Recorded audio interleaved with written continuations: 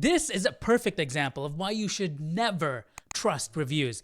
I went into this movie thinking it was going to be horrible. Okay, I already had titles ready for my review, thinking this movie was going to be trash.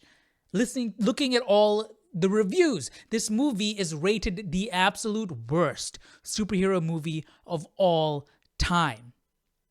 Joker 2, let me tell you, Joker 2 is a good movie. It's not even a good movie. Joker 2 is a really good movie. And I'm not joking. I thoroughly enjoyed Joker 2. We'll talk about it vaguely at first, and then we'll jump into spoilers at the end, because I do want you guys to go and watch it, because I'm sure a lot of you haven't watched it looking at the reviews. If you like Joker 1 because of its tone, you'll like this movie because the tone is there. The music is there. The cinematography is there.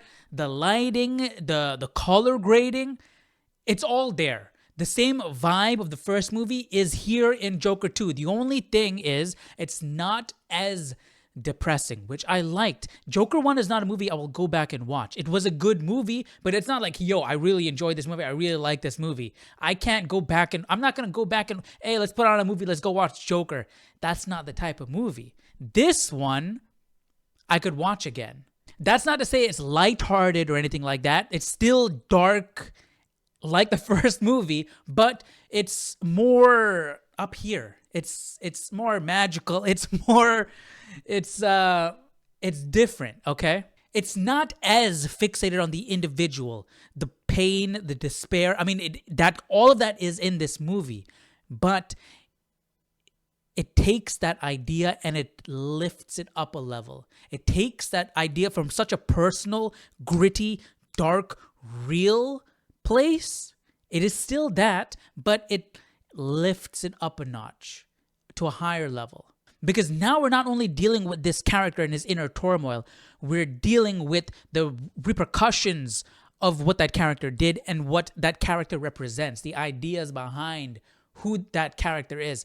And so it is a bit more abstract than the first movie, which allows you not to be pulled in so personally and that gritty, real, down-to-earth feeling. I mean, it's still there, but it allows you to pull away a bit and take in everything as a whole. So that was one thing I liked about the movie. I could enjoy this story more. I could enjoy this journey more. And because of that, I could enjoy the music more, the soundtrack. I could enjoy the cinematography more. I could enjoy all the aspects about the movie more because I wasn't weighed down by the weight of everything that was going on in the first movie. That movie was so heavy.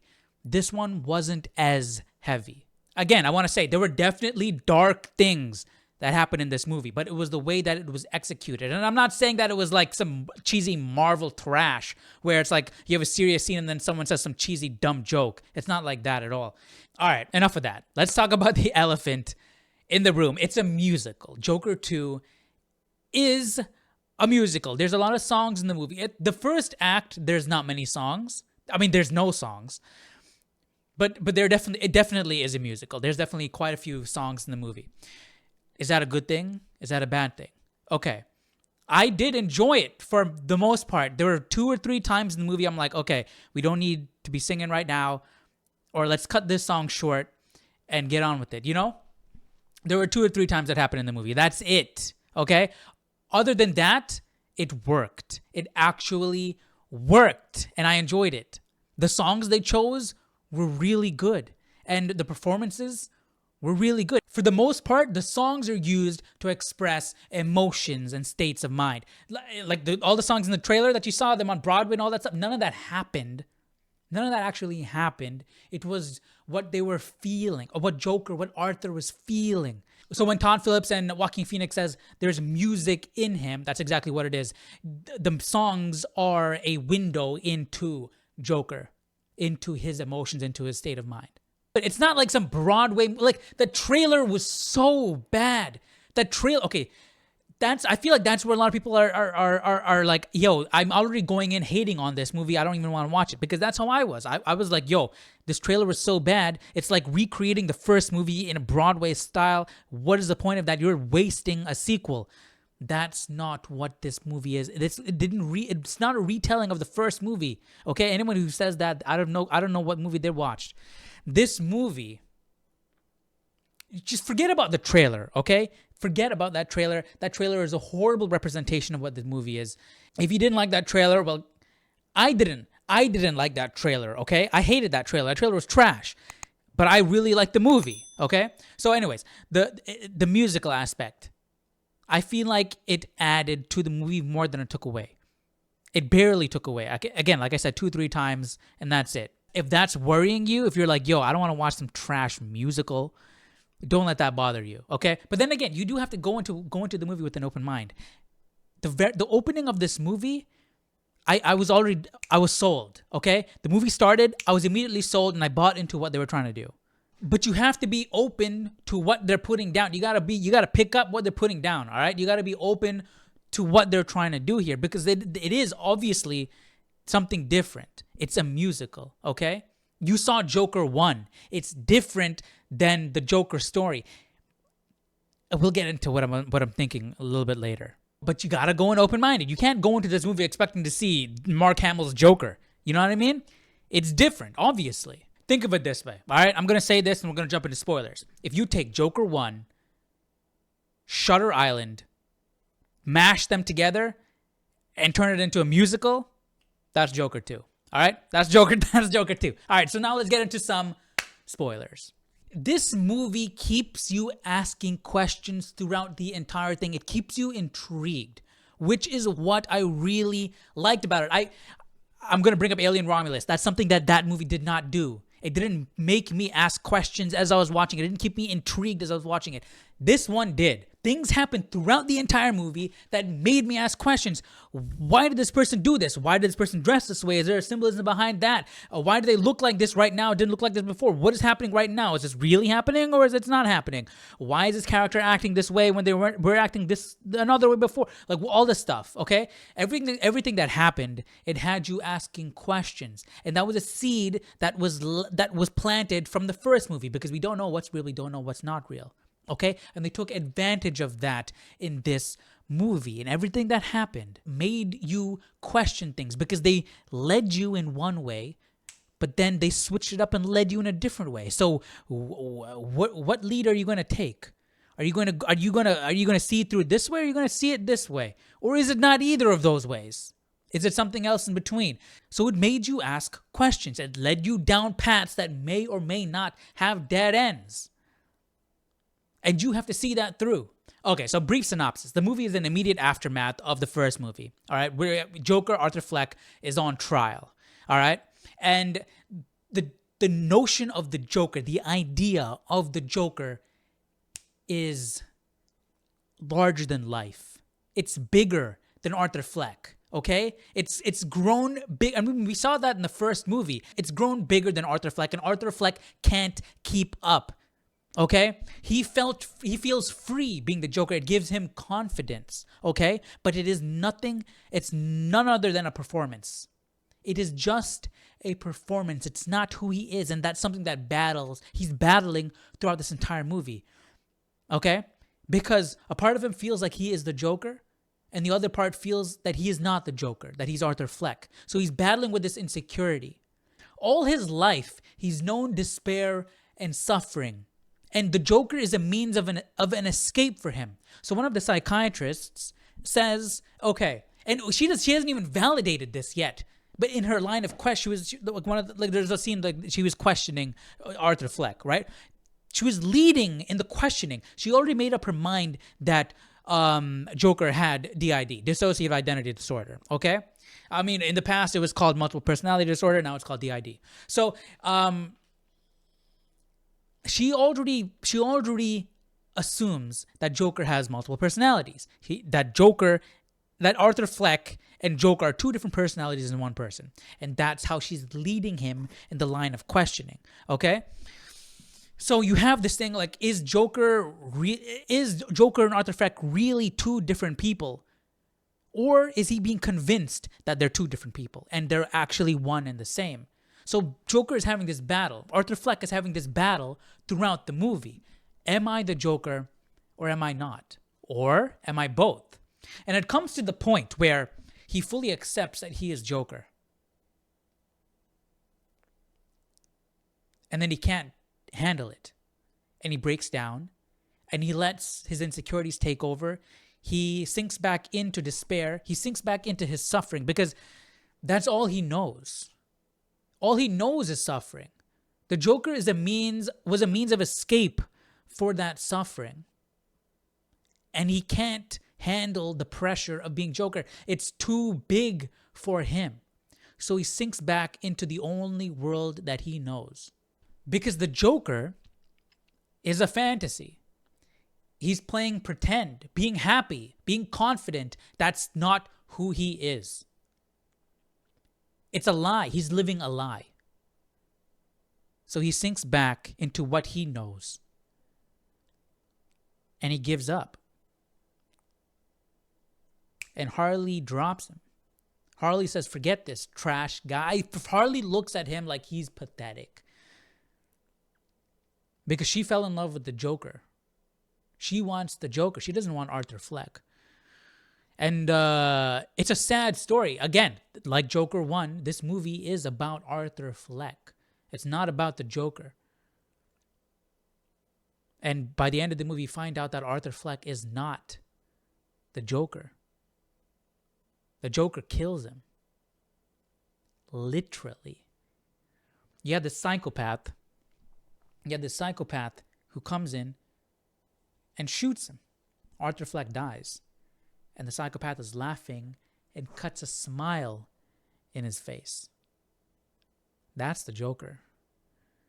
And I thought that was really cool, dude. I thought that was really cool. There was a joke that Arthur made. He said, knock, knock. Who's there? Arthur Fleck. Arthur Fleck who? So you got Arthur Fleck, who's a joke. Arthur, he sees himself like he's pathetic. Like he hasn't done anything. He doesn't know who he is. Arthur Fleck who? He doesn't know who he is, man. He's so lost. He thought he found himself with the Joker, but it's not him. Like the ideas that are explored in this movie are so cool. They're so good. The symbolism in this movie is so good. Like the way the simple symbolism here. The way he dresses. Like he comes into court. Wearing a suit, but then you have like Joker-esque kind of colors on his tie. So you see like the Joker is there, but it's Arthur Fleck here, okay? Then the next time Arthur Fleck is all full out, right? Then the next time it's Joker makeup with the Arthur Fleck jacket, and he's hunched over, he's given up. Who is he? He's switching back and forth, and seeing him come to acceptance in the end of the movie it's really sad.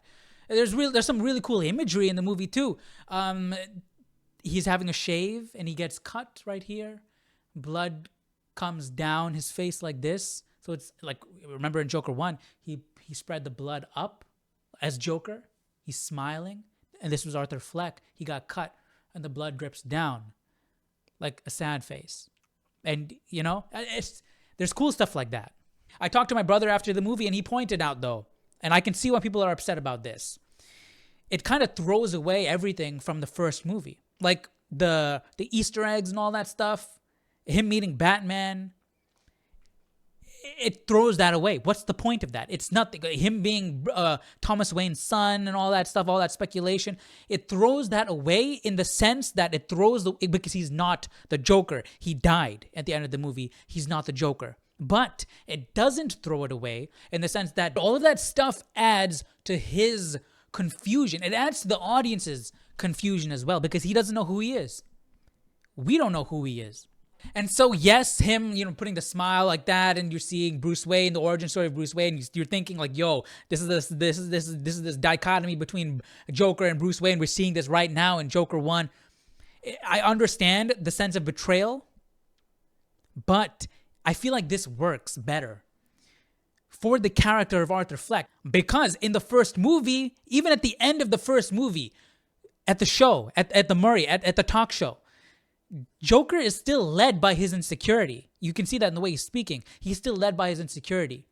It is a bit of a stretch to see this Joker, this Arthur Fleck Joker character be the full-fledged, become like a Heath Ledger or become like a Mark Hamill type of Joker. You know? the way this story played out makes so much more sense for the Joker. That Arthur Fleck is not the Joker, but he is the catalyst for the Joker. And it also works with the age difference between Bruce Wayne and the Joker. You know? Let's switch gears to Harley for a little bit, because I know going into this movie, after watching the trailer, I'm like, what is this trash? They're just changing the origin story for Harley Quinn. Like, why? What's the point of that? Okay? And you're calling her Lee? I'm already hating before I've seen the movie. Okay? They didn't change the origin story. Yeah, she is a mental patient in the hospital, but it's not what you think. And that's the thing, dude. They use that. They use that against you because they use it against Joker. Joker thinks that she's a mental patient, but she's not. She manipulates him. And she manipulates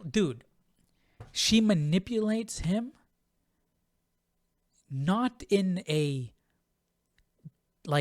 devious kind of mean, I want to manipulate and hurt this person kind of way. She manipulates him because she's infatuated with him.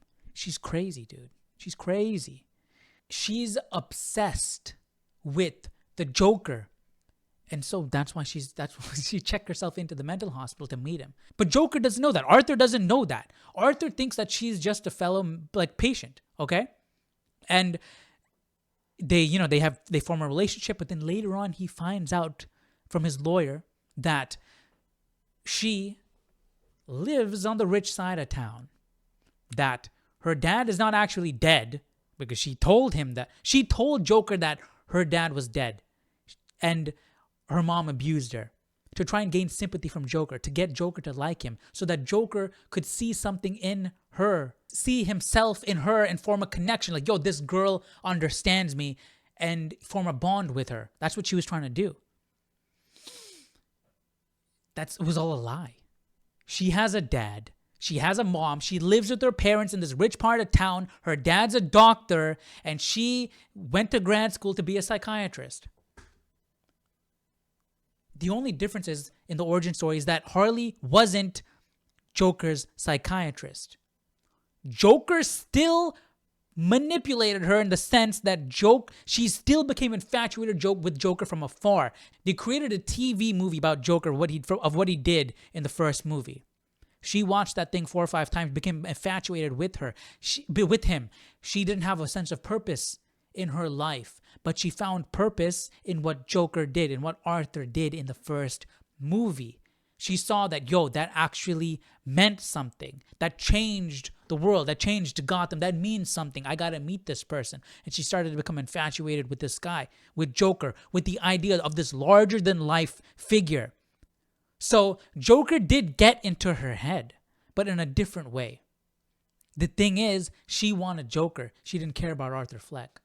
So as I said before, when Arthur realized that Joker was not who he was, that Joker got way too big for him, she left.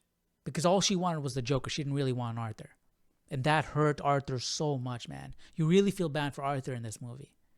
So that scene you see in the trailer of Arthur running and there's a Joker chasing behind him, that imagery, the symbolism behind that is Arthur is running from the Joker. He's running away. The Joker's gotten too big. He's trying to escape. He just wants to find out who he is. Just be himself. Just let me sink back into what I know. Because it's way too much pressure. Let's just get out of here. He runs off to Harley Quinn to escape, to leave. But Harley doesn't want to leave. Harley says, you destroyed the fantasy. You gave up. There's no more fantasy anymore. That's what she was chasing. She was chasing this larger-than-life fantasy. And that's not Arthur. That's Joker. What makes that betrayal so impactful is because Arthur was completely infatuated by this girl, by Harley Quinn. He kept singing, someone needs me, actually. I'm not alone in this world. Someone actually needs me. And it changes his whole outlook on life. It gives him that confidence to be Joker, because he wants to be Joker for this person, because this person wants Joker, right? And He wants to make this person happy, but then he realizes he's living a lie. Okay, I've battered that down into the ground already. But he really needs this person. Like, he's starting to put himself into this person. He's investing who he is because there's nothing. What does he have to live for? Like, he looks to her for validation. I mean, I understand why people might not like that, because it seems like a switch in the relationship between Joker and Harley. But remember, this is not Joker. This is Arthur Fleck. Okay? This is not Joker. So he's in court, and Sophie from the first movie is on stand, and she said that horrible TV movie. And so he immediately turns back to look at Harley, because Harley said the movie was fantastic, was great. He looked to her for validation immediately. Like, go look to her. And she was like, no, it's great. It was good. He's still that hurt little boy, that insecure, that hurt little boy on the inside. That facade of the Joker is just a facade. And I feel like that's why I feel like it makes sense, because that's what it was in the end of Joker 1. I feel like this trajectory, the trajectory that they took for this character, makes more sense than him being the full-fledged Joker. Yeah, it would have been cool to see him being a full-fledged Joker, but this works way better. For what it is, it works way better. And speaking of that inner child that hurts, dude, he shouldn't have been hearing the things that he heard in court.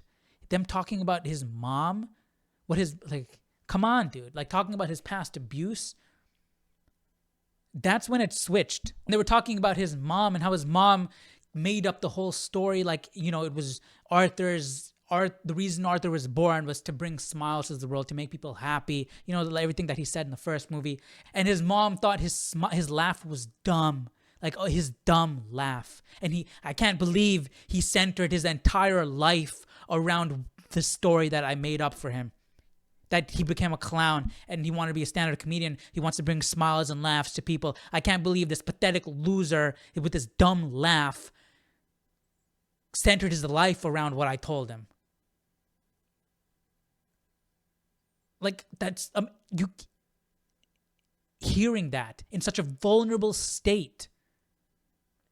Hearing everything Arthur heard in this movie in such a vulnerable state. The psychiatrist talking to him like he has DID. Like, he's in a vulnerable state. If that idea makes sense to him, he will latch onto it and it will become a reality, even if it's not a reality. Because he wants something to make sense. He's going to latch onto things that make sense. Harley Quinn coming in and manipulating and enabling him. He's going to latch onto the Joker more because it makes the people around him happy and feels validated and it makes sense. At least he's not suffering, everything, dude. Like, the life this dude lived is just, it's unfortunate. It's unfortunate. It's so sad, dude. It's sad, dude. And it's satisfying when he comes in the next day and he's like, forget this trash. I'm firing my lawyer. I'm Joker now. I don't need a lawyer. It's me questioning. Okay? I mean, he didn't do any favors for himself, but he was free. Yeah, he was going to be sentenced to death, but he was free mentally. They couldn't hold him down, but he couldn't take it. That's not who he was. The Joker is something the people of Gotham created. It's not who he was. And as he's admitting to everything, he admits to everything, even the murder of his mom. He says, I just want to blow up everything and start over. His world is just such a mess, and he doesn't know how to handle it. He doesn't know a way out. He just wants to blow up everything and start over. Just start over. He just wants a clean slate. That's why he wants that escape. Just go somewhere else, complete brand new slate, and just start over. The unfortunate thing is he never got that chance. He never got that chance to be happy, to be himself, because he never found who he was. He was busy being something for somebody else, and he never figured out who he was. He was busy being what he thought he had to be for everybody else. And once he finally thought he found who he was, it still wasn't who he was. So yeah, that's my thoughts on the movie. There's a whole lot of stuff that we could dive into, individual scenes and stuff that we can break down. But that will take a whole lot longer. But this is just my overall thoughts on the movie. I thought the movie was really good. I enjoyed it. I would recommend this movie. Definitely recommend this movie. I liked it. I really liked it. So let me know what you guys thought about the movie. If you've seen it, if you haven't seen it, go watch it. Go watch it for yourself and let me know what you thought. So as usual, let me know your thoughts down below in the comment section, and I'll see you all in the next video. Take care. Bye-bye.